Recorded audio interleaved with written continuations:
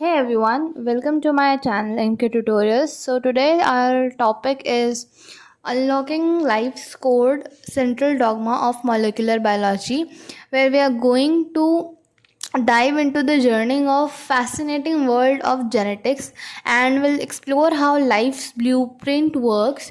We'll discover the secrets of DNA, RNA and protein synthesis. So let us start with our video.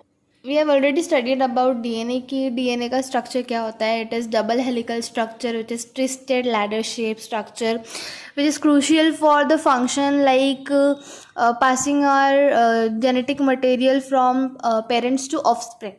Then it is made up of nucleotide bases such as adenine, thymine, guanine and cytosine, where adenine binds with thymine and guanine binds with cytosine with 2 and 3 hydrogen bonds. Genetic code, which means that a specific sequence that determines a trait and functions. Then DNA, it is capable of replicating to make self copies and ensure that the material is inherited properly. तो आज का जो हमारा topic है that is central dogma. तो central dogma जो है वो बेसिक प्रोसेस है जहाँ पर डबल स्टैंडर्ड डीएनए जो है वो अमाइनो एसिड सीक्वेंस बनाता है ऑफ अ प्रोटीन. एंड हमारे बॉडी के अंदर जो प्रोटीन है, ओके, प्रोटीन मतलब बिल्डिंग ब्लॉक्स बोला जाता है. तो अगर ये बेसिक प्रोसेस ही नहीं होगा हमारी बॉडी में तो हमारा बॉडी जो है वो खड़ा ही नहीं होगा. मतलब अगर बिल्डिंग ब्लॉक्स ही नहीं रहेंगे तो बिल्डिंग कैसे बनेगी, right? So let us start with the basic process. तो होता क्या है कि सबसे पहला स्टेप जो है वो है डबल स्टैंडर्ड डीएनए कन्वर्ट होता है into single standard RNA, that is mRNA. mRNA stands for messenger RNA. तो mRNA का एक स्ट्रैंड बनता है और इसी स्ट्रैंड पर आगे जो है tRNA और rRNA जो है वो काम करते हैं एंड अमाइनो एसिड का एक सीक्वेंस बनाते हैं. वो सीक्वेंस आगे चल के फिर पोस्ट ट्रांसलेशन मॉडिफिकेशन में फोल्ड हो जाता है. फोल्ड होने के बाद मुझे एक प्रॉपर प्रोटीन मतलब बिल्डिंग ब्लॉक बनाकर देता है. Let us see the first step where double stranded DNA is converted into single stranded mRNA. इस प्रोसेस को एक स्पेसिफिक नाम है, वो है ट्रांसक्रिप्शन, जहाँ पर डबल स्टैंडर्ड डीएनए ट्रांसक्राइब होता है into single standard mRNA.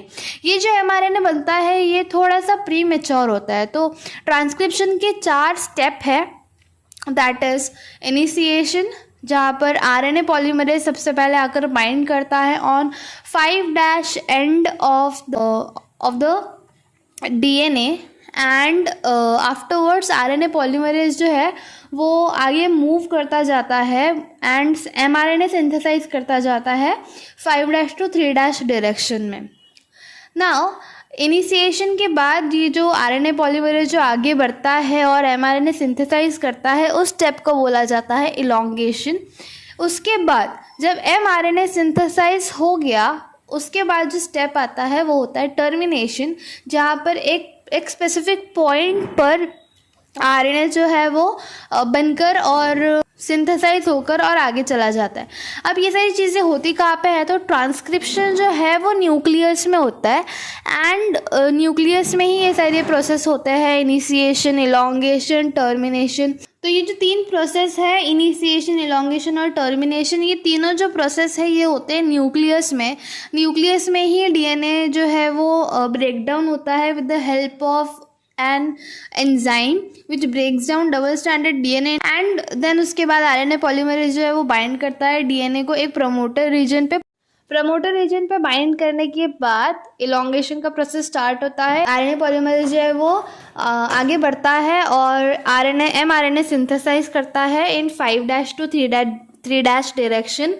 And after the mRNA is synthesized, termination process is started where RNA polymerase detaches from DNA and mRNA जो है वो ट्रांसलेशन के लिए मॉडिफाई होता है. अब ट्रांसलेशन जो है वो न्यूक्लियस में नहीं होता, ट्रांसलेशन जो है वो होता है साइटोप्लाज्म में, जहाँ पर mRNA जो है वो प्रोटीन में कन्वर्ट होता है. तो उसके भी 4 स्टेप है. सबसे पहला है mRNA binding.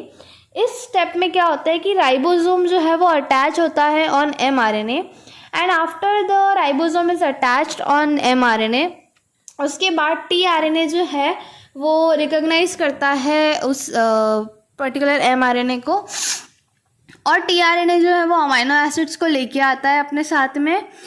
After that peptide bond जो है वो फॉर्म होता है एंड mRNA चेन जो है वो इलोंगेट होता है, जहाँ पर अमाइनो एसिड्स जो है वो एक दूसरे के साथ लिंक करते हैं एंड पॉलीपेप्टाइड चेन को बढ़ाते जाते हैं। जैसे ही एक पॉलीपेप्टाइड चेन एक प्रॉपर सीक्वेंस बन गया प्रोटीन का, उसके बाद टर्मिनेशन प्रोसेस होता है, जहाँ पर राइबोसोम जो है वो प्रोटीन्स को रिलीज़ कर देता है एंड एक प्रॉपर प्रोटीन का सीक्वेंस बनकर रेडी हो जाता है। उसके बाद ये जो सेंट्रल डॉग्मा का प्रोसेस है वो कंप्लीट होता है, जहाँ पर ट्रांसक्रिप्शन एंड ट्रांसलेशन के दो प्रोसेस एक साथ होते हैं। तो ये दोनों प्रोसेस के बिना सेंट्रल डॉग्मा का कोई मतलब नहीं है। अगर सेंट्रल डॉग्मा मैं बोल रही हूँ तो उसमें ट्रांसक्रिप्शन एंड ट्रांसलेशन दोनों साथ में ही काम करते हैं। अगर यहाँ पर इन प्रोसेस में कहीं पे बाइंडिंग में या कहीं पे जैसे for example RNA polymerase attach होने के लिए अगर कोई आरएनए पॉलीमरेज अटैच होने के टाइम पे अगर म्यूटेशन हो जाता है, तो जो मेरा प्रोटीन बना है वो प्रोटीन जो है वो मिसफंक्शनल प्रोटीन बन सकता है। सो ये जो प्रोसेस है, this intricate process creates functional proteins, और ये फंक्शनल प्रोटीन्स जो है वो फिर मेरे बॉडी के अंदर डिफरेंट एरियाज में जाकर एंड काम करना स्टार्ट करते हैं।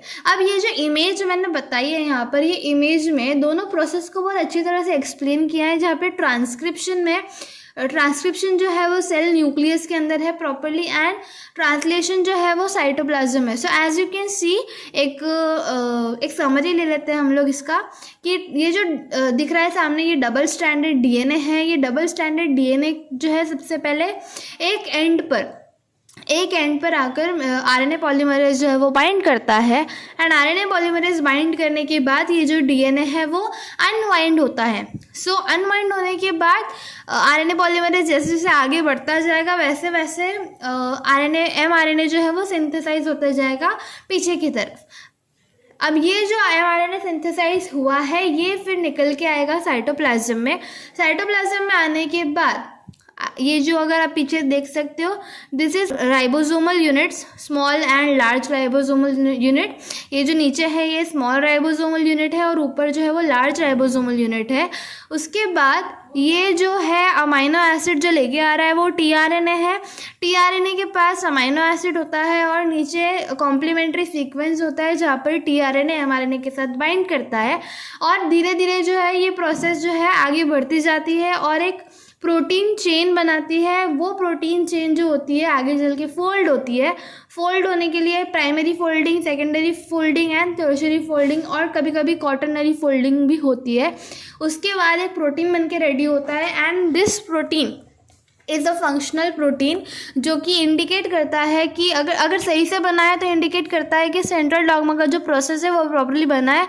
अगर जो प्रोटीन है मेरा मिसफंक्शनल बना है तो ट्रांसक्रिप्शन या ट्रांसलेशन दोनों में कहीं ना कहीं पे कोई म्यूटेशन हुआ होगा, उस वजह से ही वो चीज़ प्रॉपर्ली नहीं बनी है। So here we finish with our video. If you don't understand anything from this video और if you don't understand the process तो प्लीज़ कमेंट सेक्शन में मेंशन करो कि क्या नहीं समझ में आया है।